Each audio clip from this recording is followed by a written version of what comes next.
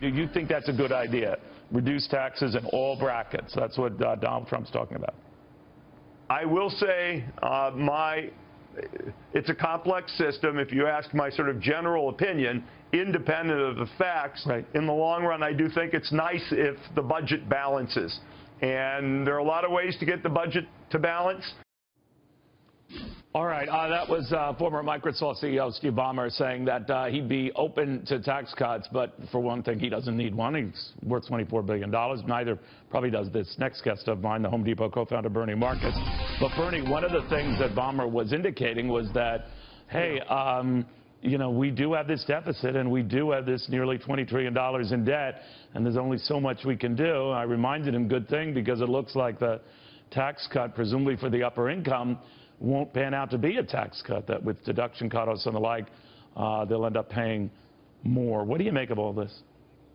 Well, I think that the wealthy should pay more. I mean, it's not an issue for me, frankly. But they already do, right? They already do pay more. Well, they already pay the majority. So, but let's go back to the real issue. Trump was voted in for one reason only, and that's because the Democrats forgot that working America is suffering, that these people out there who are working for jobs have had less money in their payroll for the last 8 years. Their expenses have gone up with Obamacare and everything else. And, you know, when they come up with a program, it's going to be geared to them. That's number one. Number two, now we know that there are about, what I think the number, Neil, is 95 million people out of the workforce. And I think that we need to create jobs in America. So whatever the tax cut, whatever this tax program is going to be, and by the way, it's going to go through the House, it's going to go through the Senate, and Trump will be involved with it. I think that all of their focus is, based on the conversations I've had with them, is get America working again, get people back in jobs, repatriate the money that's sitting overseas that could be creating jobs here. And I think that when you see the final tax code, it's going to be based on that. Now, one of the things that I would love to see is Schumer, who I thought is a pretty smart guy. Nancy Pelosi, maybe not so bright, but Schumer backing something Chuck Schumer, the New York senator who's going to be leading the Democrats, right? Yeah. This is like unlike Harry Reid, who basically stopped everything from happening. But I think that Chuck Schumer will have to understand they lost a race, and why they lost a race was because they didn't care about working America, and I think that's the group that we have to worry about. As far as the money for the wealthy, look, no matter what happens, if it's lowering corporate tax rates, the wealthy are going to benefit by it, and typically what they do is reinvest the money back into society. So I think that all of that is to create jobs. The key here is to create, look, we have something like, Neil, I think there's 400,000 people working at Home Depot. These kids have not had a break. These kids are making less money than they ever did before because more is coming out of their payroll. And I think that that's who we're concerned about, working America. And I think that Barack Trump Obama said it. that it's easy for companies like Home Depot then to raise their wages. You say what? Well, come on. Barack Obama never worked for a living, so he doesn't have a clue of how you make money in the retail business or any other business, nor did Clinton, but that's an old show, and we don't want to go there anymore.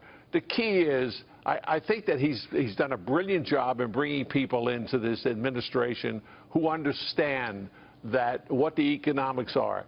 We do have a national debt we have to deal with, but let's look at some of the things. But how would you get it under control, or would you? I mean, we're looking at, like I said, almost $20 trillion. You can partially grow your way out of it, but you can't do that entirely. What would you do? Neil, I think that, number one, I don't think they're going to knock the debt down in a short period of time. I agree. I think that money has to be invested in the economy, and I think that cutting back and not creating the jobs is not going to do it. So I'm not going to worry about the deficit at this moment. When you invest in the economy or invest it back, like you say there are a lot of people who are criticizing what Trump has been doing with these companies now, trying to prevent them from leaving. Conservatives have been saying, Bernie, hey, that's playing favorites, no different than this president favoring solar companies like Solyndra. You say what? Well, no, I don't think so. I think that his mind is in the right place. And look, he can threaten as much as he wants. The truth of the matter is that everything has to go through the Congress. I think what he's saying to these companies, which I think is critically important, is part of the reason you're leaving is because your taxes are too high, right. number one, which is major. Number two, Neil, we don't know what the regulations are costing these companies. It's unbelievable. I speak to bank presidents. I speak to CEOs all the time.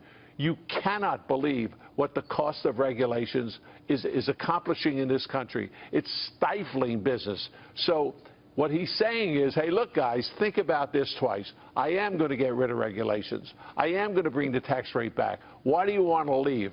Now, if they need a little push on the side by saying, you know, you're going to be punished for it, et cetera, I don't think that's the critical part. I think the critical part is we're going to lower your taxes and get rid of the regulations. You're going to be able to, the reason you're leaving is for those two. So why would you want to leave? Do you think that what Donald Trump is doing as a president-elect is a sign that he is going to be really off to the races on day one when he is sworn in? Now, that goes into a weekend. A lot of people seem to take it as a given. He's going to work right through the weekend. He's going to have a very busy 100 days, and that's what everyone's expecting. Are you? Donald, this Donald Trump has more energy than anybody I've ever met in my entire life. I think that he works nonstop, and I think once he starts on something, he's going to finish it.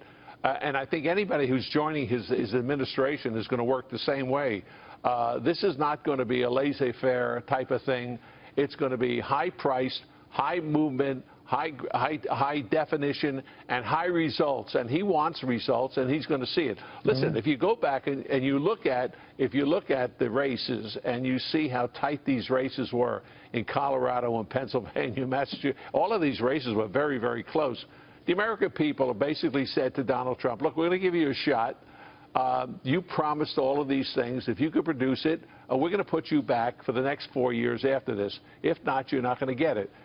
And I don't think that's the reason he's doing it. I think he's doing it because he wants to really, I think it started out as a kind of a lark, but I think that right now he's got a chance to do something. He really has an opportunity.